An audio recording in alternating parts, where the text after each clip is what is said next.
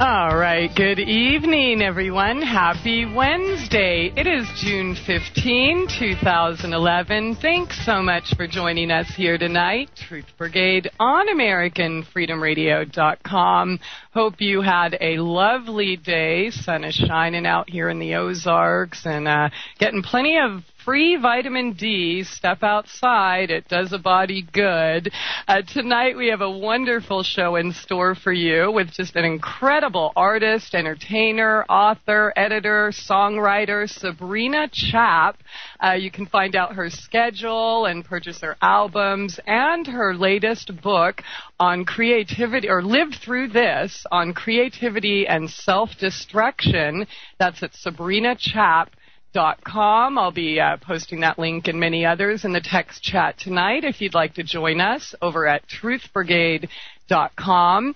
And we'll be taking calls tonight. If you have any questions or comments, the phone number is 402-237-2525. That's 402-AFR-2525. And so blessed to have her here tonight. I've listened to all of her music, and it's just so beautiful and heartfelt and touching, and hopefully you've been able to have a chance to listen to some of it. But her book came to me by a listener a couple months ago. We'll just say I was kind of having a hard time actually battling this same subject, creativity and self-destruction, and perhaps the suppression of it. So anyways, it was just so wonderful coming across Sabrina, and even more wonderful bringing her here to talk to you tonight. It is so good to have you here tonight, Sabrina. How you doing? I'm good. How you doing? Oh, wonderful. Thank you. Good to have you on. Thank you so much. I'm glad that we're making it work. Yes, we tried a couple times, and sometimes life gets in the way, and then I ended up taking a break, and I just want to thank you not only for being here, but for your work and for putting your book together, Live Through This, on creativity and self-destruction, and being so open and talking about these taboo topics that are sometimes, well, I think most often kind of left in the dark. So yeah, really self-destruction isn't something that people really love to talk about. No, but the thing is, we're all doing it. Yeah, absolutely. I mean, we do it every single day, and it's weird. It's like sometimes we're supposed to be very proud about it. It's like, hey, I totally got wasted yesterday. Awesome, high fives. Yeah, I blacked out. Awesome, great job. And there's this sort of weird thing about letting go in some ways that is prideful, but sort of more controlling aspects of self-destruction we just don't bring up. You see someone cutting, that has scars on their arms, or you see someone that's visibly anorexic, and there's this sort of understanding of do not talk about it. And yeah, that's a bummer.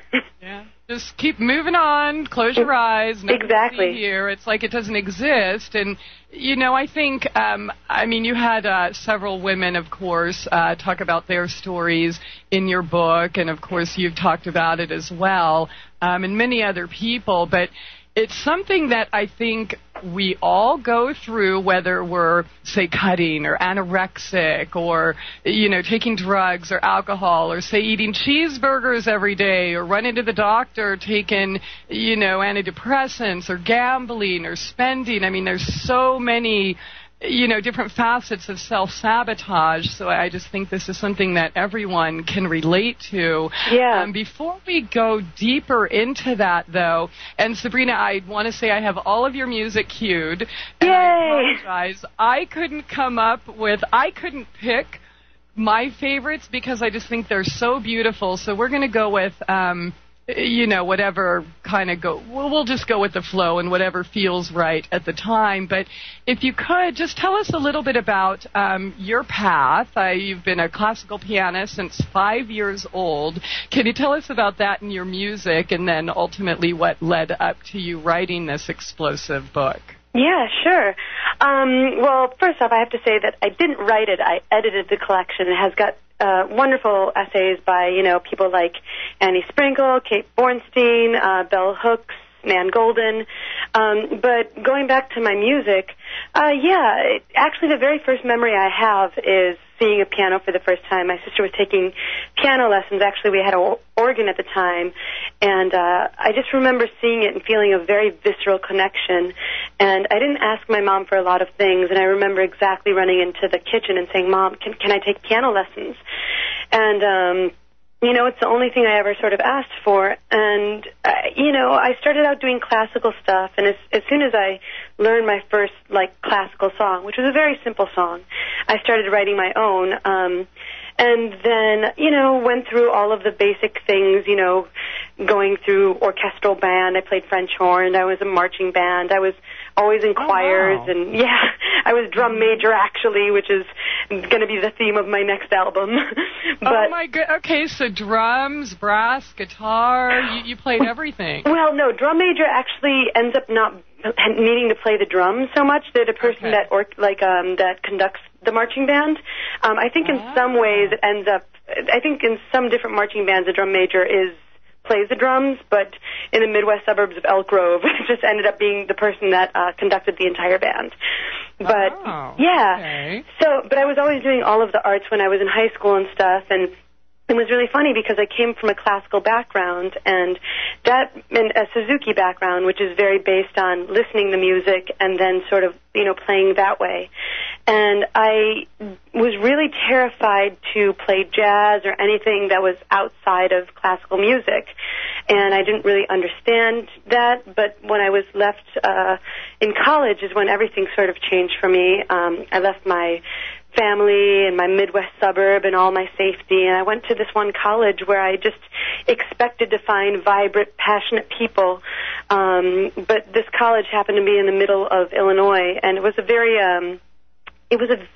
very religious college in some ways, and it was actually really, really white, very homophobic, and it wasn't New York City. It was Bloomington, Illinois, right next to Normal. And a lot of the people that I went to college with came from very small cities and were small-minded in some ways. And I didn't realize how much I had inside of me that I wanted to, have be my own. And just in college is when I started writing my own music, when I started writing my own script instead of following someone else's. And I started doing this by actually writing plays and by studying a different art form every single semester, which is part of the reason why Live Through This isn't one of the few rare books that groups all of self-destruction into one book, because usually you find cutting in one book, you'll find anorexia in another, and no one really says, hey, we're taking away from our power collectively, just in different ways. What is that about? And so, that was one thing about the book. But then another thing was that I made sure that I had playwrights, musicians, artists, all of those people, because I'm really interested in all the different arts and in the creative process. And I think, sometimes there are books that, I was supposed to be with another press at one point, and they wanted it only to be written essays. And I said, well, then you're only going to save the essayists. I don't like written essays. I can understand more by a picture sometimes. So, not only did it really encapsulate encapsulate all of the self-destructive, behaviors, but also all the different creative behaviors. And, again, in college, I just started trying to discover myself by writing in all these different forms. And one strange thing that you don't understand when you are trying to find yourself is that you have to break away parts of yourself that you've been taught. And that is really painful, and it ends up being painful for the people that have built you. They're really... Oh, my gosh. They're really just so... they've put so much investment and so much faith in the you that they've allowed you, and they've, sort of caressed you to become. They want you to be. They want you to be. And so once you start finding out who you really are, it's actually a dual process of creating yourself and building something big, but you can't build something until something's destroyed in some way. And that destruction, that sort of shedding of the former skin, of the former self, it's the thing that's most damned, I think, in our society, or there's a lot of there's a lot of sort of inertia around it. There's a lot of, you know, pride of, again, hey, you know, I was at a bar last night or the night before, and, you know, this girl was completely just going on and on about how wasted she got and how much Patron she could drink. And I was just like, you know, really, is this feminism? Is this you showing that you have your power and you can be as reckless as men can be? Is this, because she seemed very proud about it. And, so there's all of this strange energy around this self-destructive thing. Either there's shame about it, or there's like pride where it's held up like a gauntlet. And then, and then in creating someone else, sometimes it ends up feeling like to the people that you love that you're moving away from them. You know, so all of that is fraught with shame, with desire, with all of these very different, you know, with control, with power, very, very different, difficult, you know, themes. And I lived. For my college experience was very, very difficult. As I was discovering my creative voice, the more that I was discovering that, the more that I was having to destroy this perfect image of who I was when I was in high school, which was the class president, which was, you know, always perfect in every single thing. And it's been a hard balancing act ever since, because there's parts of me that is still that perfect girl. You know, that's why I have that song, Never Been a Bad Girl. I mean, I love it. People, you know, that people that know me now, because, you know, sometimes I perform in burlesque shows and I can have a very dirty mouth. It's funny. The people that know me now don't know who I was, and they can't ever really understand it. They can't. And the ones that knew who you were have a hard time accepting the you that you're metamorphosizing into today. Exactly. And this happens a lot on Facebook. You know, just like. It's very funny, and it's also a very funny thing, because of course each person's journey is a solitary journey, and when you're there by yourself, taking in all of these things and knowing that you have a desire for something and a shame for something else, you understand the narrative of your journey through those years. But the fact is that everyone around you just sees you for who you are in the present. And, you know, when I even came out with the book, a lot of my friends today were just like, hey, why do you care about this? What are you talking about, self-destruction? Like, they had no idea that I've dealt with this, and that this is something that I have to come up with quite a bit, you know, in my life. And it makes me realize how much I easily keep it hidden from people. Like, yeah, I was a mess. I was a disaster. I am often a disaster. It's just you don't notice it because I don't call you then, you know? Yeah, exactly. Someone asked me recently, every time I see you, you're always smiling. What's up with that? Are you always happy? And it's like, well, no, but that's just the only time you see me. Yeah, exactly.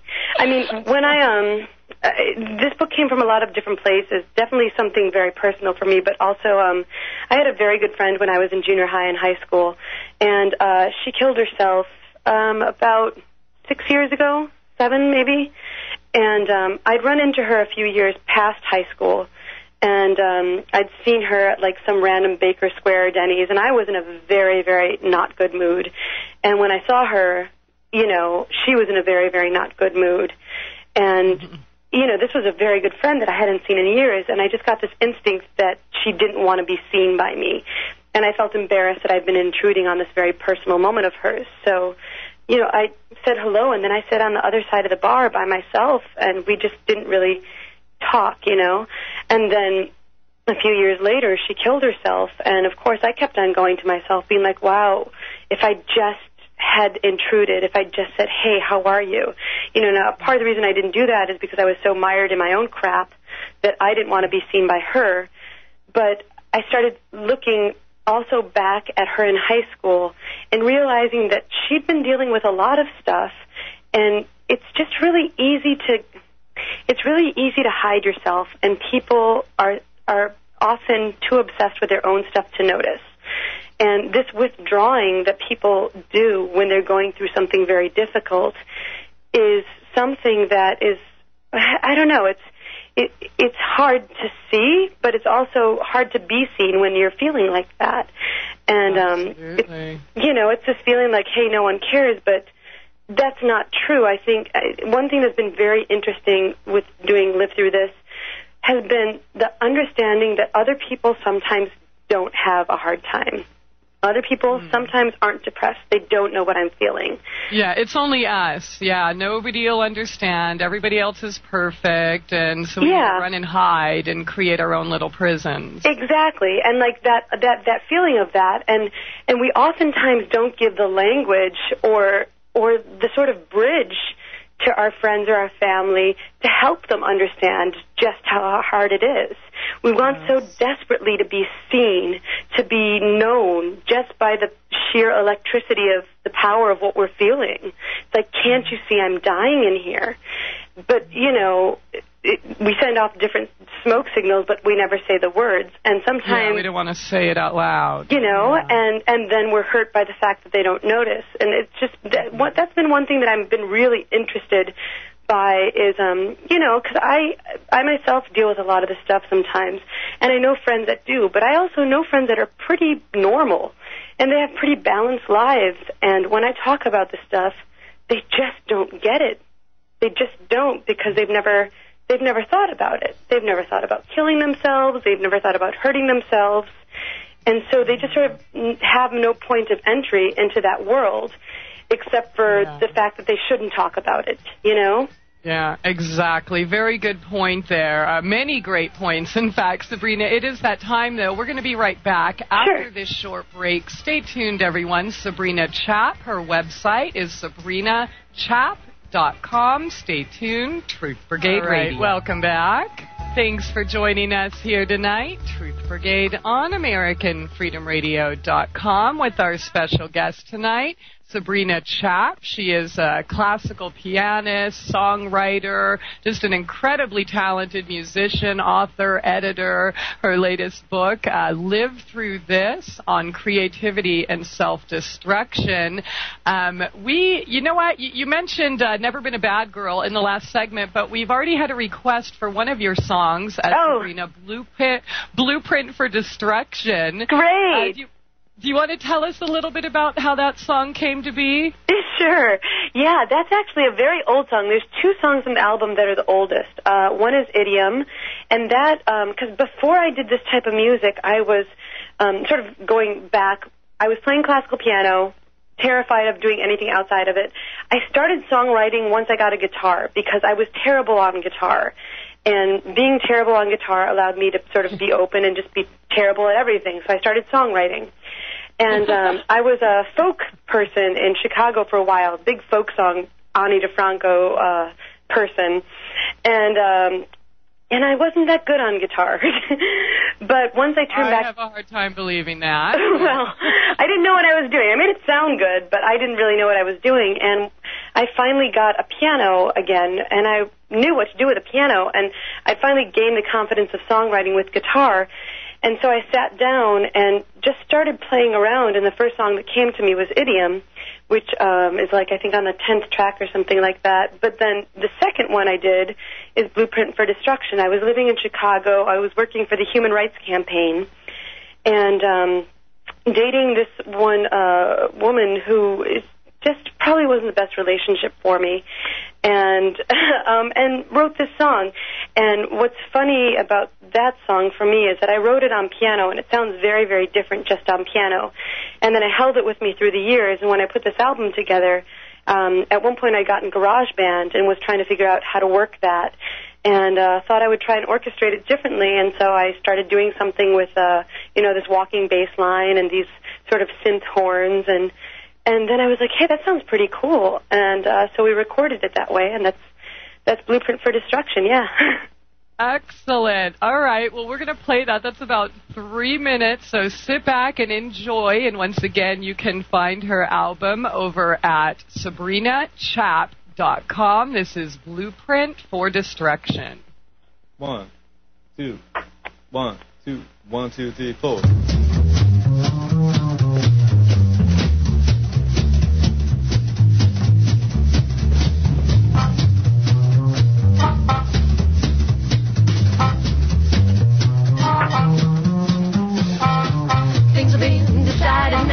About me, without me, errors shifting, and I can hardly breathe. I don't know where to walk, but I can't stand for this no more. as Wayne, my darling, into war.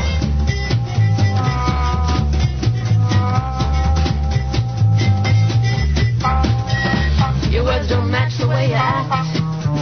My dear, you say you live for love if you're most alive with fear. So tell me, baby, which one brought you here? Tell me, baby, which one brought you here? Where were we once we started to make decisions?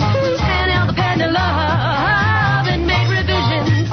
You made me cry and dye my hair again. I don't understand the blueprints for destruction are all in my own hands.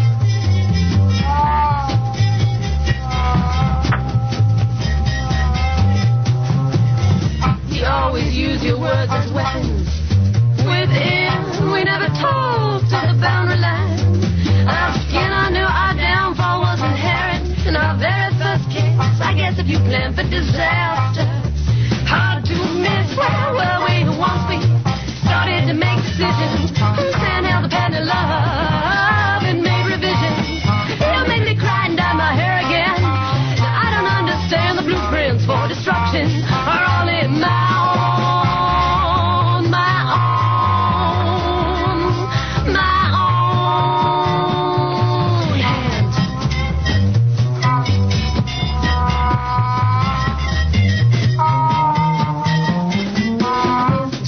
until his voice again. I know it's on a silent. Time is violently slow, and so I prepare myself to die just a little, because I know these wars within are anything but civil. Where were we once we started to make decisions? Whose hand held the pen of love and made revisions? You made me cry and dye my hair again. Now I don't understand the blueprints for destruction are all in my for destruction are all in my own. The blueprints for destruction are all in my own hands.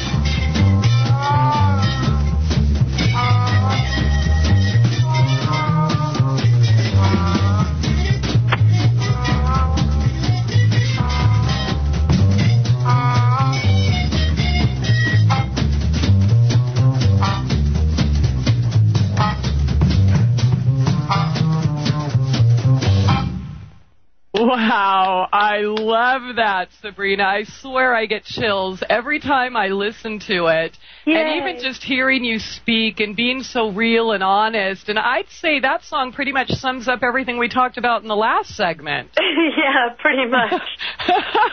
Yep. Wow.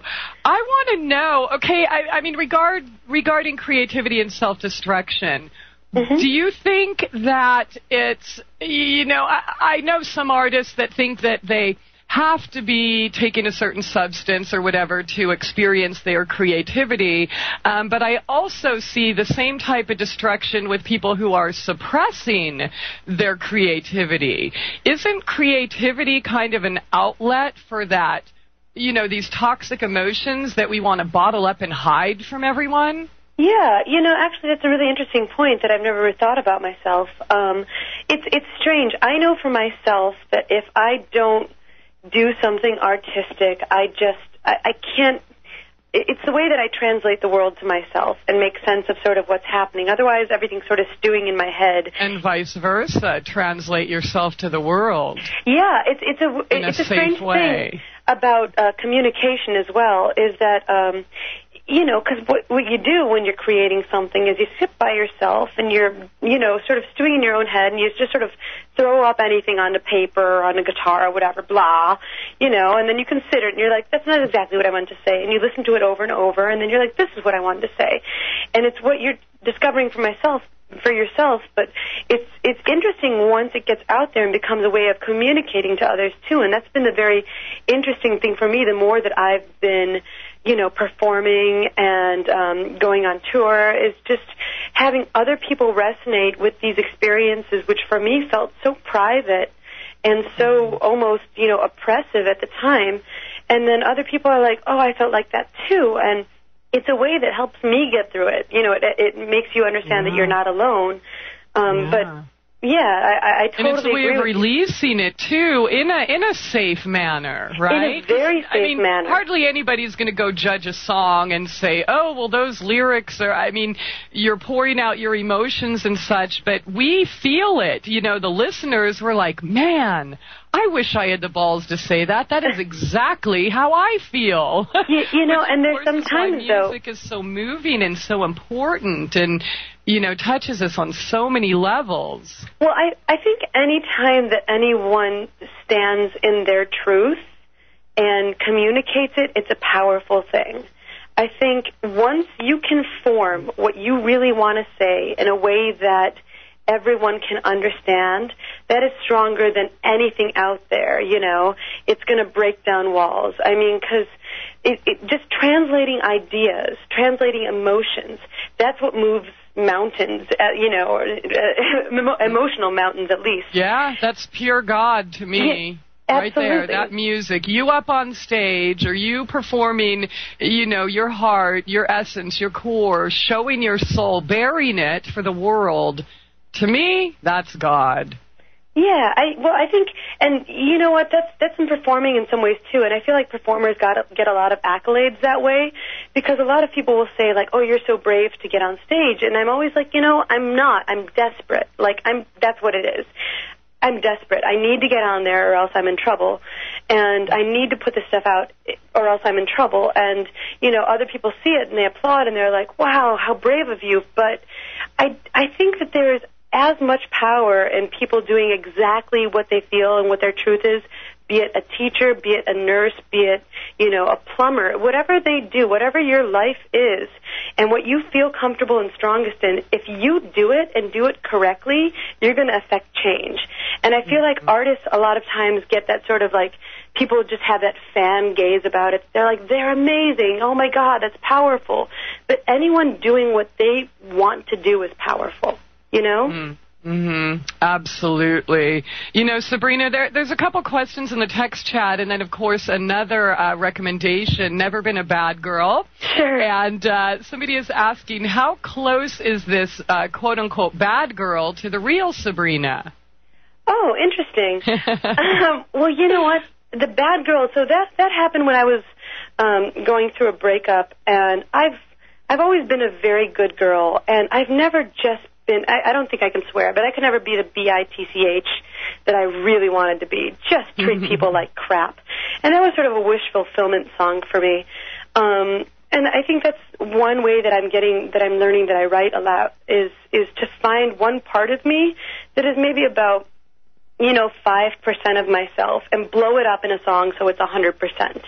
And it also becomes a character. Now, Never Been a Bad Girl, the thing is that that entire song is about someone wishing to be bad, I've never breaking out of the shell, trying to, breaking down those barriers you talked about earlier. Sabrina, I want to talk more about that, but I think a break is coming up, so I want to make sure we have time to play the song without getting cut off. Sure. So let's kind of hold this for a couple minutes, and this is Never Been a Bad Girl, SabrinaChap.com. I've always been the goody-goody girl that does the things she should. Always went ahead and smiled. I never fought, just reconciled. Wore my hair the way you liked it. I wore the white and was the quiet lady that nobody mentioned. I never fought or drew attention. I was the perfect girl for you. And here we are, and now we're through. So screw this goody-goody act. I'm gonna try another tactic. I've never been a bad girl, never bit the apple, never made one mistake, or even seen a snake. Never been ungrateful, always been so thankful when a man just looks my way. But now something's changed. Good girls, they go to heaven, that's what they say. But I don't feel like being good today. Lipstick, never tore a fishnet, never broke a gutter belt. I made a good man melt. I wanna feel so dizzy, and I wanna drink the fizzy drink that strangers buy, because they can't deny when I enter a crowded room, a path clears the way. No, I don't feel like being good today. Oh,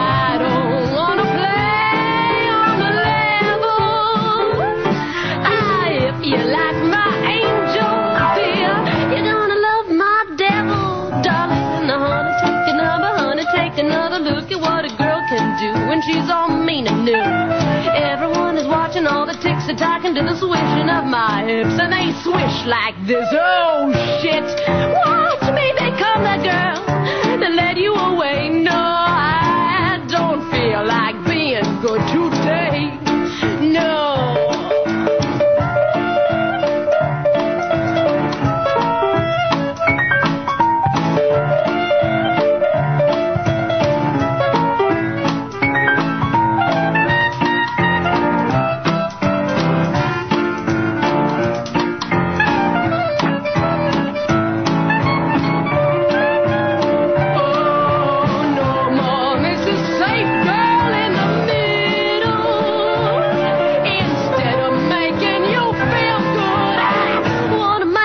Hurt a little, and all the men are lining up, and all the ladies looking down. They can't believe it's really me. They want to buy me diamonds, all those sweet reminders that a man could buy his girl, all those silks and pearls. Well, I don't just want the gifts, I want to make them pay. I don't feel like being good, I want to feel all Hollywood. I don't feel like being good now. Today.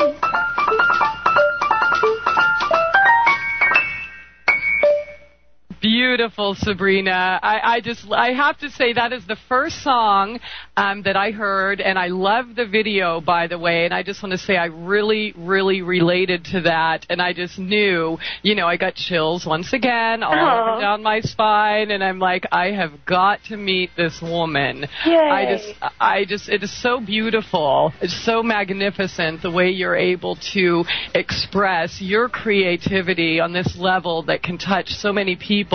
It is that time, though, so I'm glad we got that in. We're going to come right back after this short break. Sabrina Chap, her website is sabrinachap.com. Stay tuned. Truth Brigade Radio. All right, welcome back. Thanks so much for joining us here tonight with Sabrina Chap here on Truth Brigade Radio. If you have any questions or comments, please feel free to give us a call at 402-237-2525. That's 402-AFR2525. And if you'd like to join us on the text chat, that's over at truthbrigade.com. And I'm loving your suggestions, so keep them coming. But never been a bad girl, Sabrina. I'm sorry, I kind of had to cut you off there because we had the break coming, and I wanted to make sure we had time for the song. So please continue. What was it that led up to that? Was that one of the first songs on this album when you were kind of breaking out and finding your own mold, or? It was weird because, beforehand I'd written so many songs doing in the folk style and all of that stuff, and I just, everyone really was like, put out an album with my first 10 songs that I've written. And I was like, these aren't good enough. They're my first 10. I want to have 10 that I feel really good about. And I don't know, never been a bad girl. It's funny, that one and like Little White House, when I wrote it, I didn't think they were that great. I just wrote them really quickly and just sort of went off. Oh, they just came out. Yeah, and then the more that I played them, I was just like, wow, this wasn't so bad. But no, the earliest ones were Idiom and Blueprint for Destruction. I think Never Been a Bad Girl might have been at a time, though, when I realized that I was starting to shape up all these songs that sort of sounded similar. They're all sort of like ragtimey, sort of vaudevillian type things, and that maybe I could put them under an album. And it was the first time that I was like, I think I should make one. And I was on, in an off and on relationship, and I just, at one point we weren't together, and I was like, I really wish that I could just treat this person like crap. Like, I'm trying to be a good person. I'm trying to, be understanding and this and that, but I've never acted out towards this person, and I really wish I could just act out. And it was this wish fulfillment song of like, what? This is what I would be. Like, if I wanted to treat you like shit, this is what I would do. And, and and again, that's art is a very safe place to do that fantasy. To be like, Eminem does it very well. Yeah, and it was just, a safe space for me to be like, if I was acting like I was feeling, jealous and angry and all of these things, well, if I really gave that part of myself full reign, well, that's what came out in the song. And And in terms of how much of a bad girl is in me, I don't know. I mean, I feel like quite a bit in some ways, but I feel like it's this weird time in my life where the music especially is allowing me to become myself 100% in a way that is not reactionary, because I feel like a lot of art comes from a reactionary stance. You know, someone did something to you and you get angry and you write something about it, or your parents were terrible to you and so you exercise those demons through that. And I feel like music is allowing me to sort of really get to my strongest core, and I think that bad girl nature within me is getting stronger every day. All right. Well, I think just simply, I mean, what is a bad girl, really? I mean, I know what we've been told and how we were brought up and how society views things that, you know, maybe aren't so mainstream, but does that really define one as bad? Well, yeah, and that's the very strange thing, because, I mean, essentially, a quote-unquote bad girl, the easiest way I can say is, well, she's not a good girl. And what's a good girl? Someone that follows everyone's orders, someone that doesn't try to make too much, you know, of a scene, someone that tries to just accommodate. And if you don't try, when is slavery good? You know, and if you don't try and do that, you're a bad girl. And, you know, we've been given only that sort of black and white, you know, or they say, you know, virgin, whore, or what's the third, mother role. We've only been given so many roles to play from.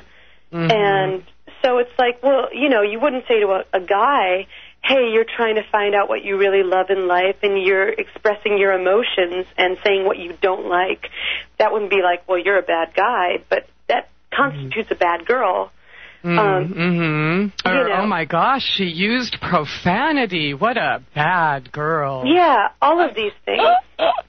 And it's weird. I mean, again, this women are to be seen and not heard. I love that one. Yeah, there's so much of this understanding, and I mean, I really fall in love with very, like, you know, people, well, especially the whole renegade feminist scene right now. I mean, on the West Coast, you know, that whole Sister Spit scene going, you know, this traveling dyke crew of, like, poets and, you know, just awesomeness, being like, you know what, we're all of these women writing and we're writing together and you better listen to us. And there's this sort of feel, I honestly think that a lot of the most vibrant stuff coming these days is from, you know, women really standing in their own power and showing what it feels like, because we haven't heard those stories before. I mean, we have a little bit, but not to the extent that we've heard male stories, which are just exhaustingly boring at this point. Well, it's true. I mean, we definitely, I think women have been put in so many boxes, and you know, men have too. You know, I don't want to take that away. It's just something I think that we need to break away from, labeling human characteristics, traits, likes, dislikes, beliefs, etc. as good or bad, because I mean, it is. It's just really empowering to see people stand up for what they believe or staying true to themselves despite the consequences, the finger pointing, the demonization. I mean, because if we're not true to ourselves, what is our existence for in the first place, right? I mean, we're here to live our path, not somebody else's. Yeah. You know, I went to the other night to see, do you know the Reverend Billy and the Church of not buying stuff? I'm misquoting it exactly. There's this sort of performance artist that's in New York, but he's been all around, and he had this one performance the other day, and it was just talking about how important the earth is. And he was talking about, you know, all of these things about, you know, the power of nature and things, and I'm not describing it well, but it was really wonderful. And I mean, for myself, you know, I'm trying to eke out this strange existence of being an artist, which is performing, which is writing, but it's actually, hey, guess what?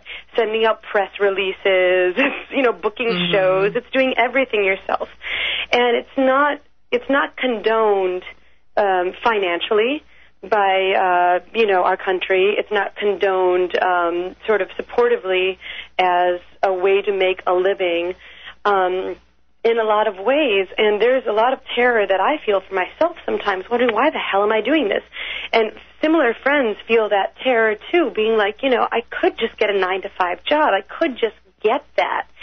And us stepping out of that 9-to-5 mentality and being like, you know what? But I'm really obsessed by this one song in my head, and I'm going to stake everything on that. That, quote unquote, in our society is insane. Like, that is crazy. If you look at all the statistics of how much money you're going to make and how much it's going to take for you to simply say and do what you want to do, that's crazy.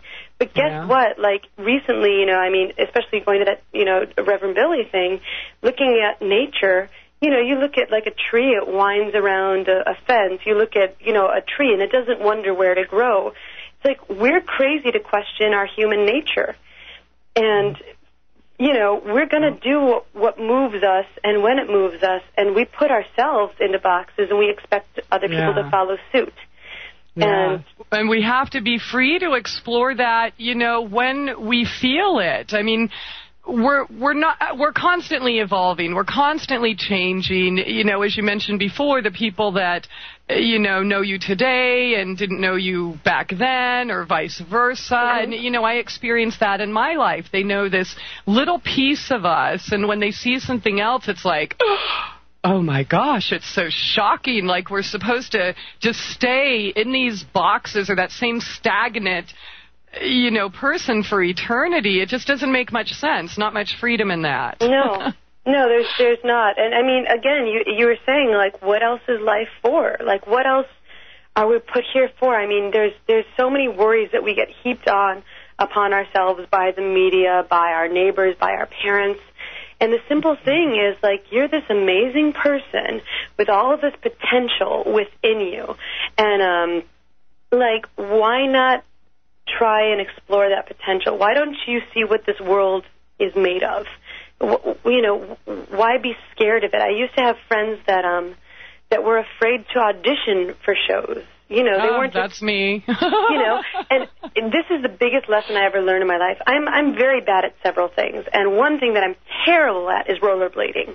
I'm really bad at rollerblading, and I was dating someone who's fantastic at rollerblading.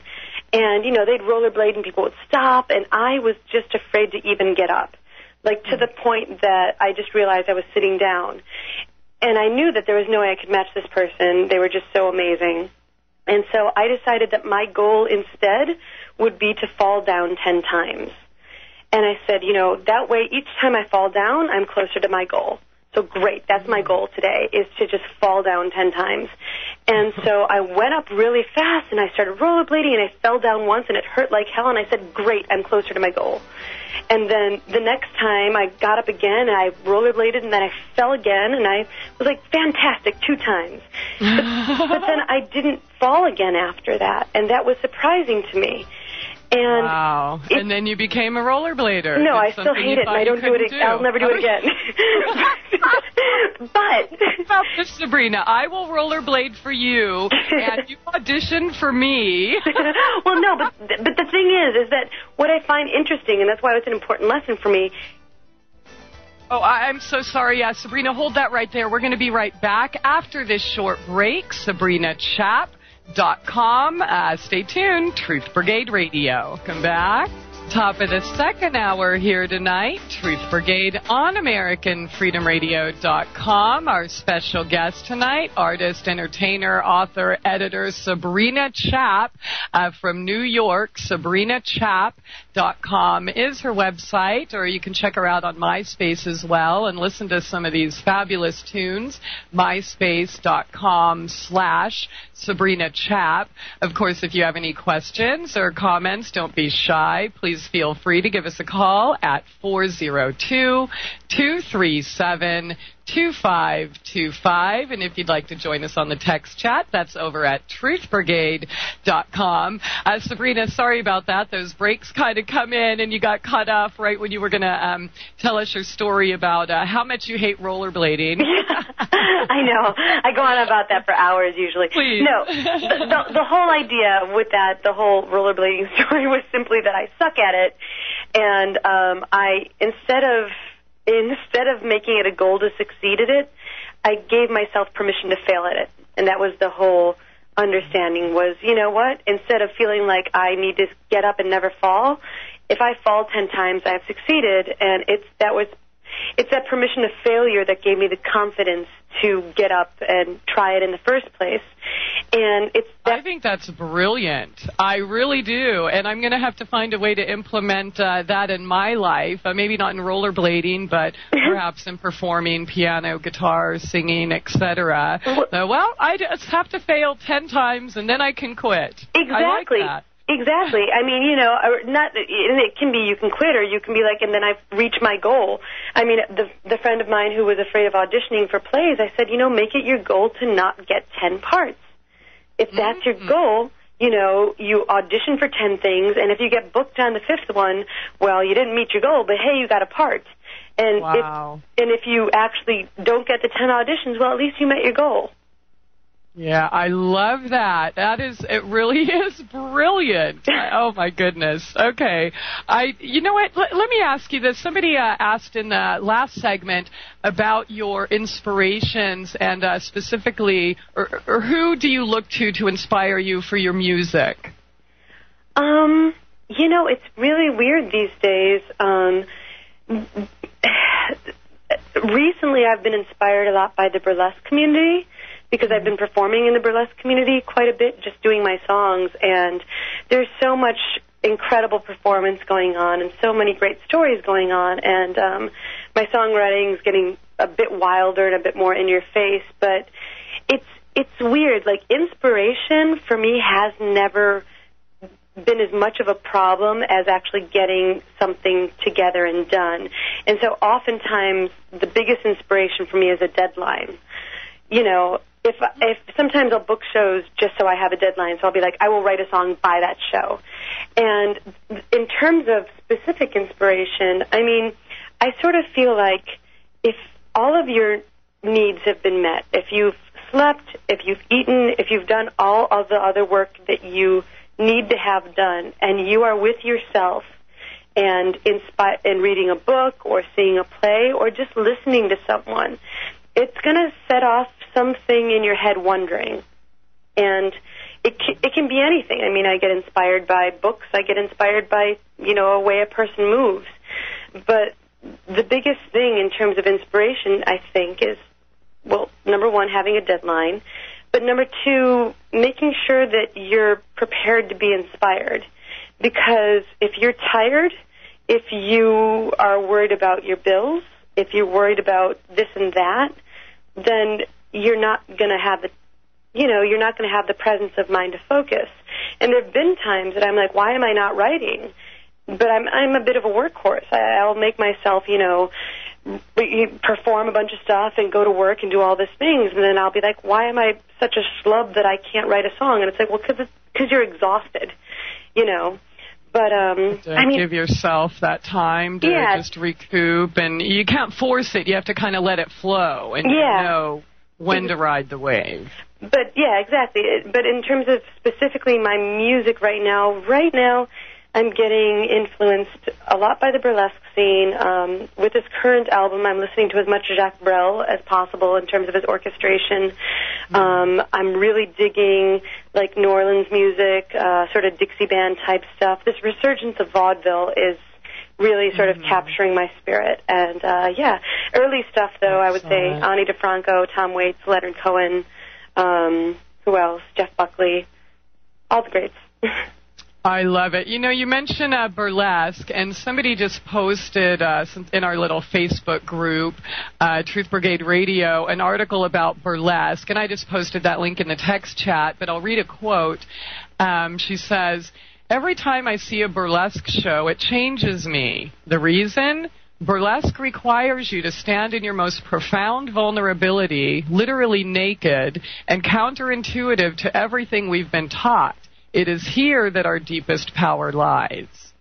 Yeah, that's fantastic. That's a really, really great encapsulation of what I've been finding, too. I mean, the burlesque thing for me has come in a very strange way, just in the fact that I already had my album Oompa, and I just thought it might work in the burlesque scene.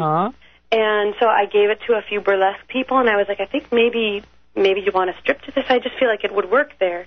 And they didn't respond, and so I decided myself to get on stage and, you know, try out a burlesque show. I went to the Palace of Wonders in D.C., which is now the Red Palace, and did this Cheeky Monkey sideshow.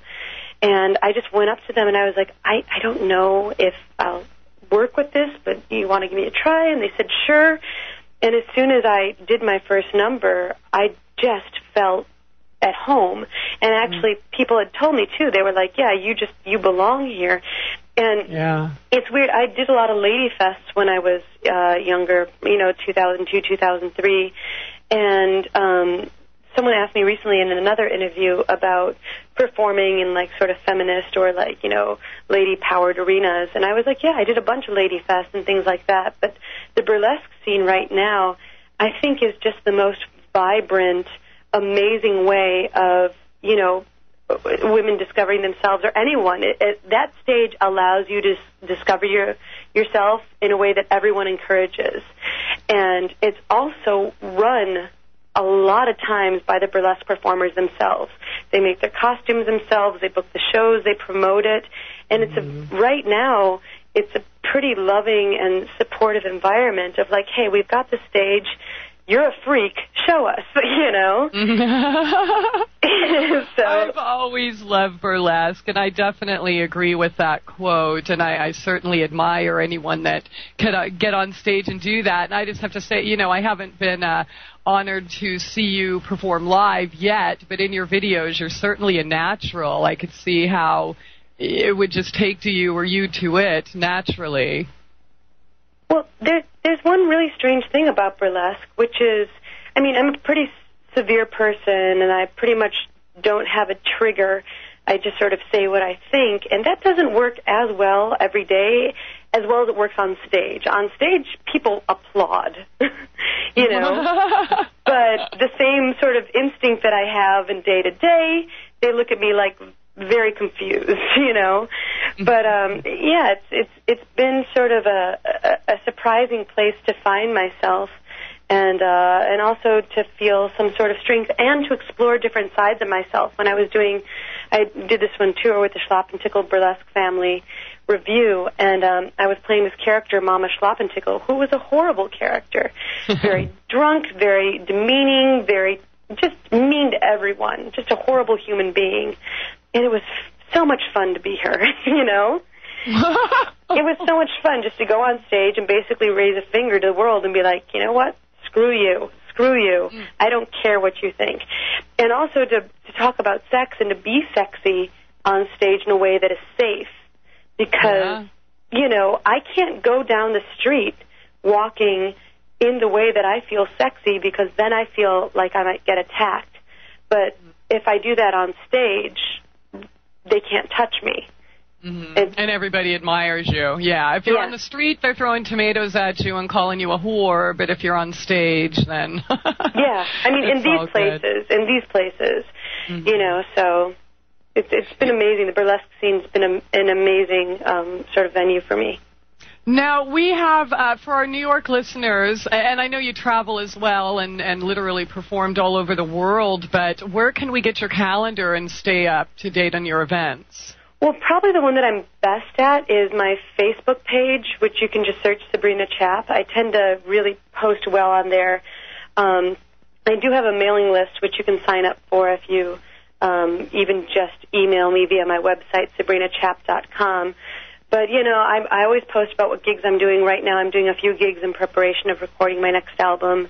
It's going to be in New York. I have one this Monday at Banjo Jim's, and another one June 30th, the Ladies of Vaudeville at Parkside Lounge, and doing a few burlesque shows here and there. But probably the best way to find out where I am at the point is the Facebook page for myself. The MySpace page I don't update as well. And then also just on my website I have all my tour dates. And then also I tour at colleges quite a bit talking about Live Through This on creativity and self-destruction. So if anyone wants to bring me to their college, I have a variety of lectures and workshops on that, and you can just get in contact with me on sabrinachap.com. Excellent. Okay, here's another question in the text chat. How has Carol Queen inspired you? Carol Queen's fantastic. Well, Carol Queen I met because before I did the book, I did the zine called Cliterature, 18 interviews with women asterisk writers, and it was anyone who had the experience of being a woman. And there were 4 trans artists in there. So it was a collection of women and trans artists from the West Coast scene, and Carol Queen was one of them. This was all put together. It was actually a Lady Fest event that I performed at when I was doing spoken word, and I was the lineup of that Lady Fest reading series. I hadn't known who Carol Queen was, and in preparation for the interview, I read not all of her books, but most of them. And she's massively intelligent, and I think I don't want to say that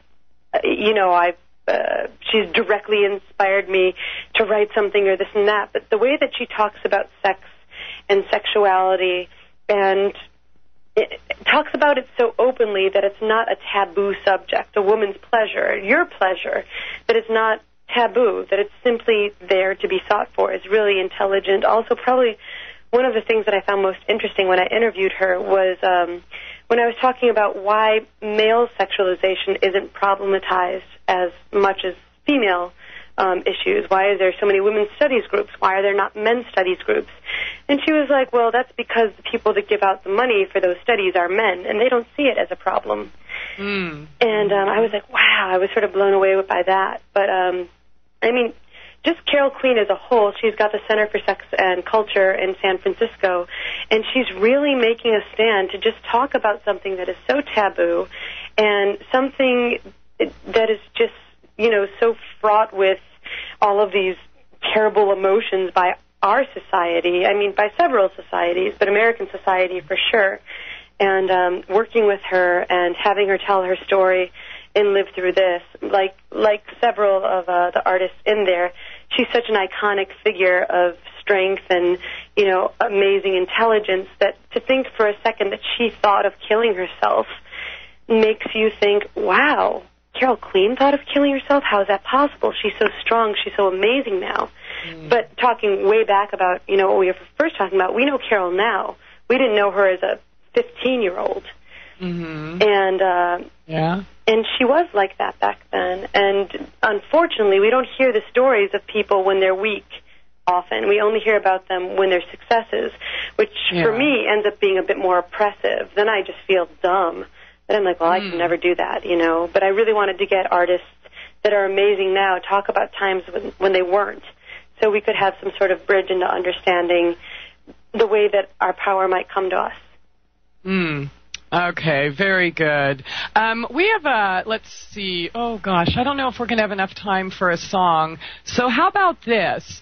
We'll play a song when we come back from the break, but I would like you to pick the song we play next and tell us why. Oh, wow. Okay. The one that's sort of coming to my head right now is Failed Waitress, Failed Astronaut. I love that. Okay. It's sort of a longer song. It just, I think it's because that's, when I recorded that song, I recorded it with some of the instrumentalists from the Red Hook Ramblers. They're a great Dixie band here in New York. And that one I was like, oh man, I want my next album to sound like this. And that's sort of where I'm focused right now. My next album is going to be called We Are the Parade, and it's going to have a lot of instrumentalists on it. And the same actually instrumentalists that are on this track. So they're just sort of in my mind, and I just sort of like the Dixie feel about it. And it's also actually a song about failing but being okay with it. Okay, so were you a waitress and an astronaut as well? Well, no. The whole thing is I'm an awful waitress. I'm a really bad waitress. And the entire song is about a friend of mine who, was sort of failing in her own way. And she, at one point, had mentioned she wanted to be an astronaut when she was young. And the whole song is sort of like a lighthearted play, being like, hey, you failed at being a waitress, at being an astronaut. I failed at being a waitress. Let's just hang out anyways. Like, we'll be failed waitresses and astronauts, and we'll still be friends. And did she actually become an astronaut? No, she's not an astronaut. Okay, so you're still friends with her? Oh, yeah, absolutely.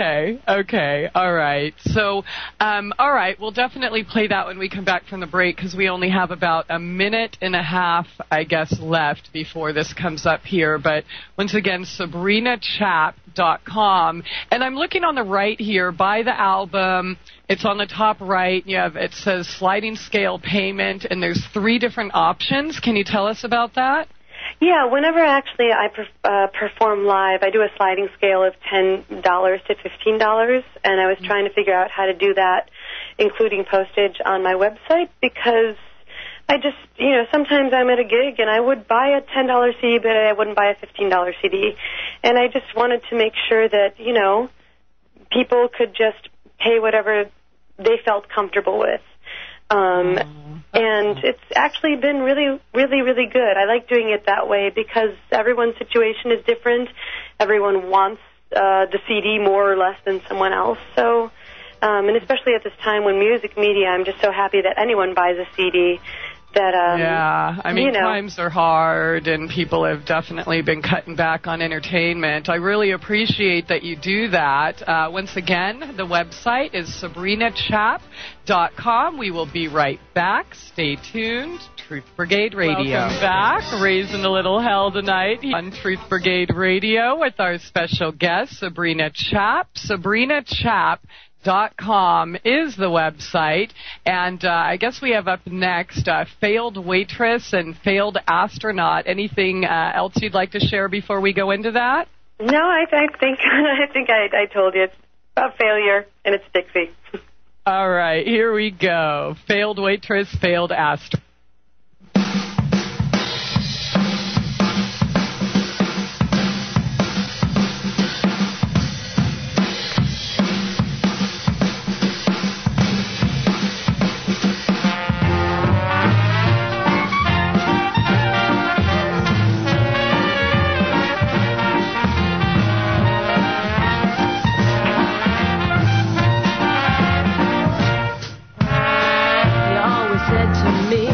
A mystery, how the things we want turn into history, didn't you, baby? Oh, yeah, yeah, yeah. And now you're there, sitting right across from me, drunk and using big words like destiny, don't do it, baby. Oh, yeah, yeah, yeah. And you say you just don't know how in the world you ended up here.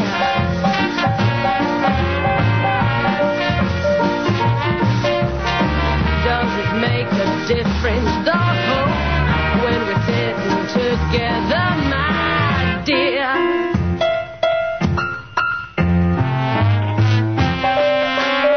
When you were 6, you said you'd be an astronaut. Now you're 28, and now you're not. What happened, baby? Oh, yeah, yeah, yeah. It's just like last week. Yeah, it was just the same. You wanted Sheila, slept with what's her name, didn't you, baby? Oh, yeah, yeah, yeah. It's funny how the things we want never turn into the things we get.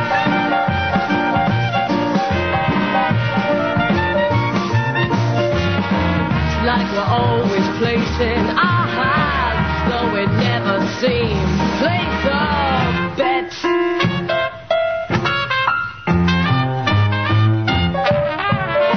I went to college to get my degree, then I'd have life figured out from me what happened, baby.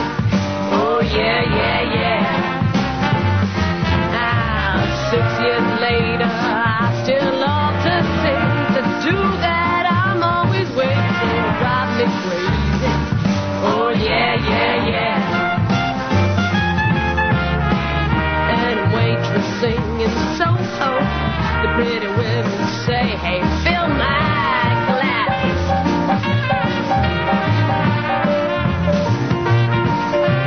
Funny how my MBA and 4.0 qualifies me to kiss them.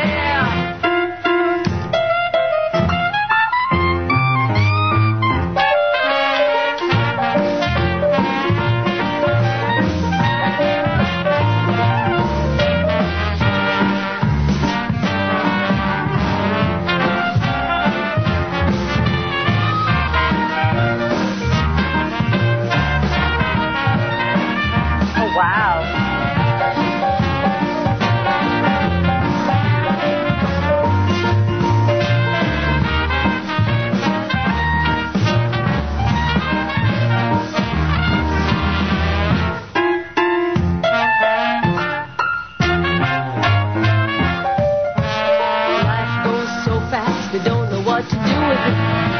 We were once so young and once so full of it, weren't we, baby? Oh, yeah, yeah, yeah. There was just a part. Someone hung a tire. Remember that Hollywood Girls Fun Out Fun movie? Why don't you come swing next to me, my pretty? I get very nervous about doing that. Oh, yeah, yeah, yeah. We'll be 70 and we'll have messed up all our little plans.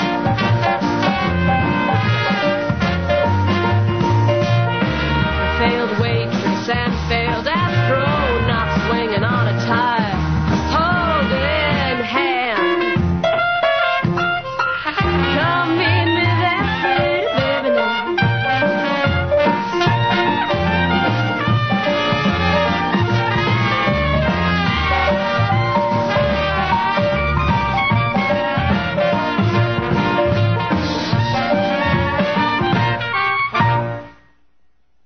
Sabrina, you're so talented and so diverse. Well, thank you. It really pleases me to see you branching out in all of these different directions and be able to perform, and just express that creativity and such. Because, as we talked about in the last hour, and especially in regards to your book, Live Through This, on creativity and self-destruction, I'm a firm believer that not expressing that can lead to a very dark spiral of never-ending self-destruction, and I know that because I've lived it.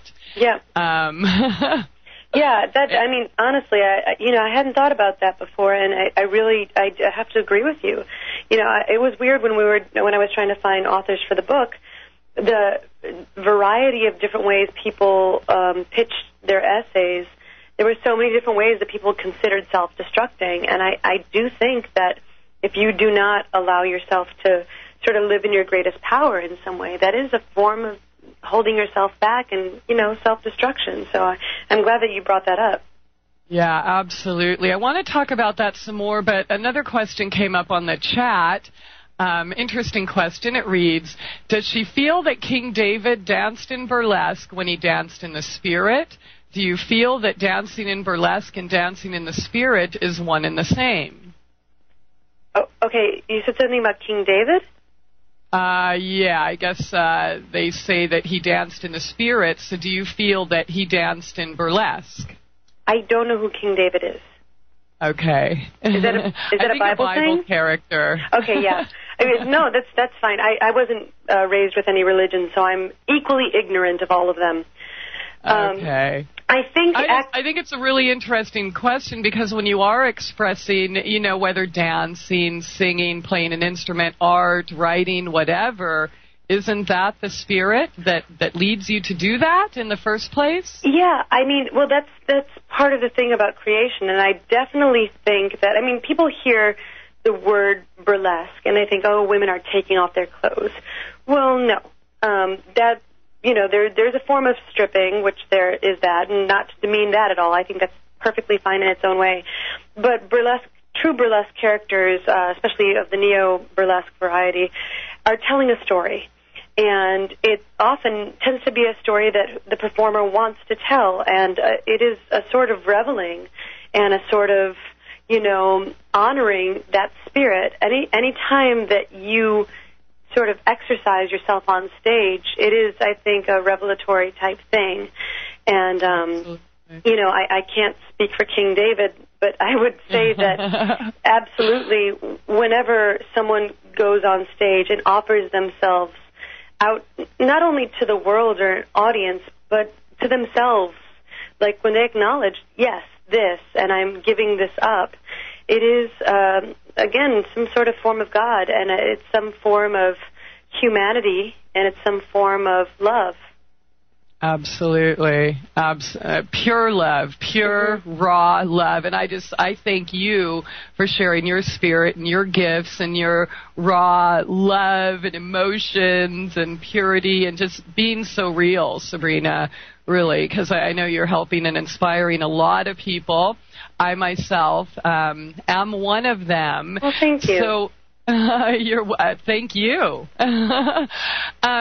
Okay, so getting back to your book, how was it received in your community? How well received was it? Well, I mean, I sort of am in a variety of communities, as most people are. I mean, I'm sort of involved in the queer community in New York, and then there's, my community of sort of straight friends, the artsy friends. There's my community of my friends back home. There's my family. So it's hard to know which one you're talking about, but I think the overwhelming response has been a good one, and people coming up to me and saying thank you so much for talking about this topic, and also talking about self-destruction in a non-damning way, which is something that has been talked about like in most of the books beforehand. It's stop cutting, stop destroying yourself, stop doing this. And anytime someone tells you to stop doing something, well, tells me to stop doing it, I only want to do it more. Yeah. So, it's sort of not being like, hey, you don't have to stop it, but let's talk about what you're really dealing with here, and not in a bad way, So I think the biggest response has been people sort of thanking me for talking about the subject in a way that wasn't so clean, wasn't so clinical and threatening. Not clinical, and also, people in the book describe different aspects of self-destruction and had different viewpoints on it. I mean, Kate Bornstein, who's an amazing thinker on gender, politics, sex, everything. I mean, an incredible performance artist. She was, said some things that for me I was a little bit nervous at first to include. She said, is self-destructive behavior bad? Yeah, I encourage it. But, and at first I was like, oh gosh, can I can't correct Kate Bornstein, but I got a little nervous about actually just bluntly saying it there. And Inga Musio also talked about, she came to cutting and, burning herself once she was dealing with the grief of the death of her 16-year-old brother, and she started writing she wrote like crazy, and that didn't help. But then cutting and burning for some reason did, and she wasn't saying, hey, I wrote and it helped. It was like, no, I had to screw with myself, and that helped, and then I stopped. And, putting those different reactions or different experiences in there didn't make it the most clean, and then you'll get better. Because for a lot of the people that are in the book, they're not. I mean, they're still dealing with these issues. And that's something that a lot of people, again, they hide, but you don't see that. You see someone's final novel, you see their poem, or you hear their poem, you hear their album, and you're just like, wow, that's amazing. And I could never do that. But you don't see the process behind it, which is the person thinking they're sucking, they're the worst in the world, and this is terrible, and they can't get to sleep, and their relationship is ruined, all of those things. You don't see that. And none of the people in the book says that, number one, it was easy, and number two, that it is now. Let me ask you this. What did you most get out of putting this book together? What did you learn the most? Probably the thing that I learned the most was, of course, some sort of personal experience, which is that, I went through a very, very difficult time when I was in college, and a lot of the people that know me now just don't know anything about that, and I just realized how much I hid it, and that's where the book came from, was I was trying to sort of give something to my college self so this language could be talked about, and that's why I love talking in colleges today, and I just, love doing these lectures and workshops, is because especially college kids are trying to understand what they're dealing with, and a lot of times it's the first time they're trying to deal with themselves. But for me, what I learned the most was that, because that's where the book came from, I didn't really quite know why I was putting it together beyond that, but the thing that I was surprised to learn was how important and necessary that part of my life was on the voyage to becoming myself. I could not be the self that I am today, and who I'm proud to be, and who I'm excited about continuing becoming, if I had not gone through that awful period, and if I did not have these awful lows, and if I had not faced different demons, and if I had not really looked at myself in the mirror and decided what I wanted.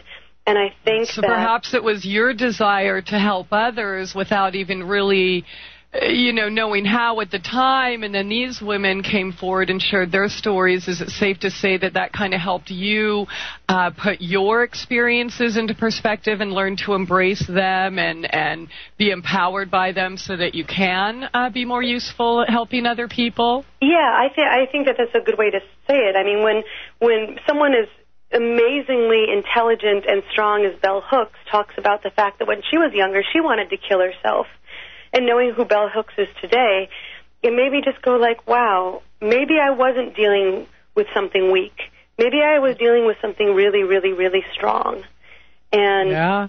And maybe something very, very perfect for your path, although we're certainly blinded maybe when we are going through it. Yeah, I mean, when you're going through it, you feel so weak, and you shame yourself, and that cycle continues, and I'm terrible, and I'm horrible, and I woke up late, and I didn't do that, I suck. And the fact is that there's something there that you're not dealing with or that you're not looking at, or maybe you need to express in some other way. And you're dealing with something very intense and strong. I mean, absolutely. I'm so sorry, Sabrina. Hold that right there. It is that time. We'll continue this when we return after this short break. Sabrina Chap here on Truth Brigade Radio. Thanks for joining us here tonight. My least favorite part of the night. This is the last segment. Unfortunately, my goodness, Sabrina, there was so much more I wanted to talk about in your music, but it has really been a lovely time. I appreciate you sharing yourself with us. Absolutely. Thanks for having me. So openly. And please continue where you left off before you went to break. Oh, God, where did I leave off? Well, you know what? We have time for another song. Sure. Go for it. Okay, you know what? I wanted to play more and talk about more, but you know what really just stood out to me a few times was the boat song. I just love the piano and everything there. Another one, I got chills. Can you tell us a little bit about the boat song? Absolutely. That one's always exciting for me that people really like. Big Ani DeFranco fan. I also love Tori Amos a lot, and I sort of feel like my songwriting ends up being a lot more like Ani, where you know exactly what she's talking about all the time. And I feel like with my songs, if you look at the lyrics, you know exactly what I'm talking about. And with Tori Amos, I feel like I never know what the heck she's talking about, but I'm always crying at the end of it. And I'm always like, why am I so affected? And so I thought, you know what, I've got to change everything up. I'm going to write a song in F-sharp major, and I'm going to write it, and I'm going to begin it with a sentence that makes no sense and doesn't mean anything to me. And I thought it was sort of like a writing exercise to see if I could write like Tori, which is actually not how she writes, but it was my sort of ill-fated attempt to try. And so I started it off, and I was like, I'm going to start off with a sentence, the captain never made it. Ha! An F-sharp major. And then I wrote the most literal song of all time. Excellent. Yeah, called The Boat Song. Okay, all right. Well, not a lot of time. You know what? I'm just going to shut up. We're going to play the song, and we'll talk about what we have time for. This is The Boat Song, SabrinaChap.com. Uh-oh. Okay, I am so sorry. I just found out that the song isn't going through. Is that true? Yeah, I wasn't hearing it. Oh, no. Oh, God. Well, you know what? I was having fun jamming out. Oh, cool. Well, great. I don't know why it didn't go through. Oh, good. Well, you know what? That's just too bad. We're running out of time, so you're just going to have to go get her CD. Oh, perfect. That's SabrinaChap.com. Oh, man, I love that song. I am so sorry that it's not coming through for some reason. That's totally fine.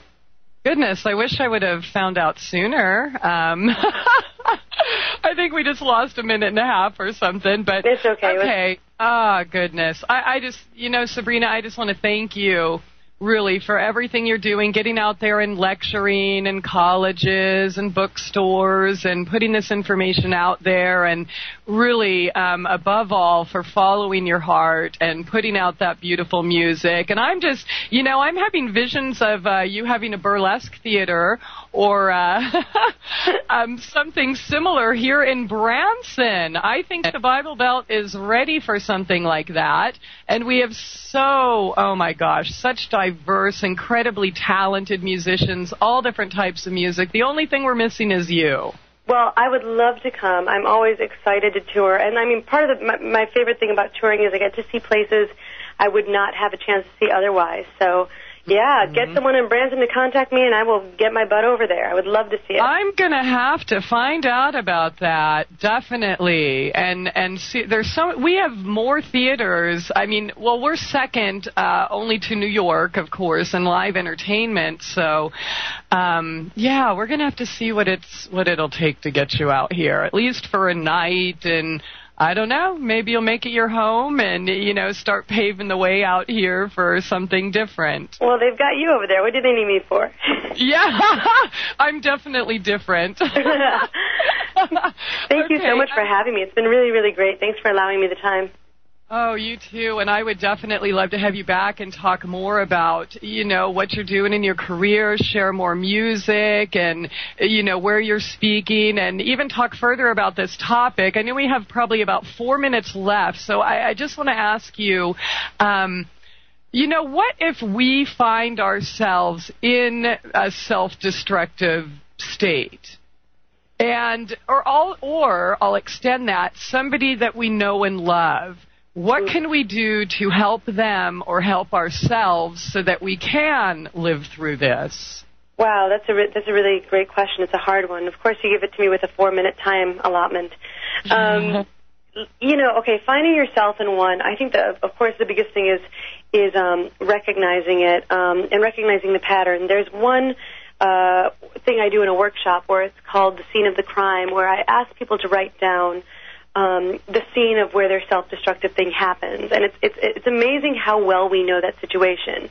I'm in the bedroom, and the blinds are drawn, and there's music playing, and there's a candle, or, if you at one point when you're out of that, start thinking about when you're in that, because we don't say to ourselves, I think I'm going to go cut myself now. We find ourselves there, and when we're not there, we don't think about it in ourselves.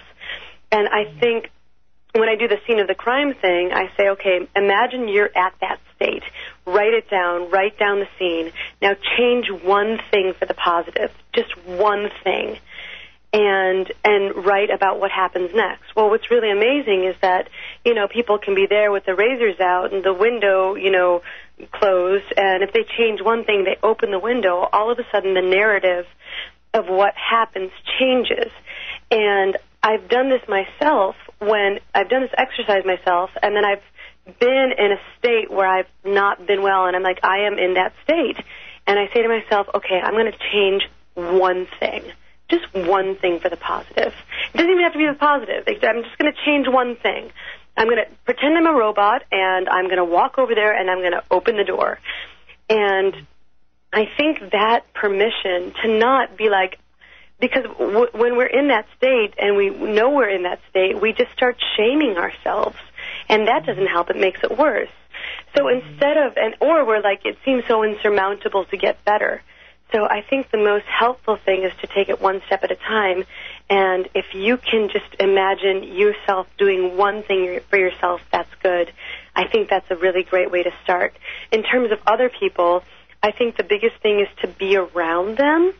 And just allow yourself to be open to them. If you know people that are constantly dealing with these things, ask them, what can I do? Because a lot of people don't ask. They're just afraid. You want to say the right thing, you want to do the right thing, but you end up doing nothing. And I think the biggest thing is ask them. Like Bonfire Madigan, she's got a great thing in the book where she has a little, wellness map that she says that she writes it down for herself. If I'm feeling like this, I can ... And, she's like, share this with your friends. Tell them, if I'm not feeling well, bring me to the woods. if I'm not feeling well, make me watch a movie. And show your friends how to care yourself. You know, if I'm not feeling well, do not bring me to a hospital. I have triggers because of that. You know, just let them know. And I think discussing this in an honest way with your friends, too, to let them know there's things they can do to help is going to be helpful, because a lot of people don't know what to do, then they do nothing. And if the person that you know that's hurting is not reaching out to you, the simple thing is just be around them. Be around them and listen. Just be there. Because absolutely. Especially in New York, people want to change things. They want to fix things. You know what? You can't fix it, but you can be there. And I think a lot of people are afraid to enter that space with their friend or their loved one because they're afraid of that space themselves. But you sharing that space with that loved one or friend of yours is going to be more of a communication than you telling them anything. Absolutely. Very good advice. Just be there, give them an ear, give them a shoulder, and yeah, definitely that is so healing and nurturing. Sabrina, you've been such a delight. Such an honor to have you here tonight. Once again, SabrinaChap.com. Check out her album. Check out the book, Live Through This, on creativity and self-destruction. Thanks so much for being here tonight. And I want to thank you all for joining us tonight. Abundant blessings and love to all. Tomorrow night, Transmutation and Alchemy of Dark and Heavy Energies and Emotions with Tobias Lars. Project Camelot coming up next, so stay tuned. We will see you tomorrow night here on Truth Brigade Radio.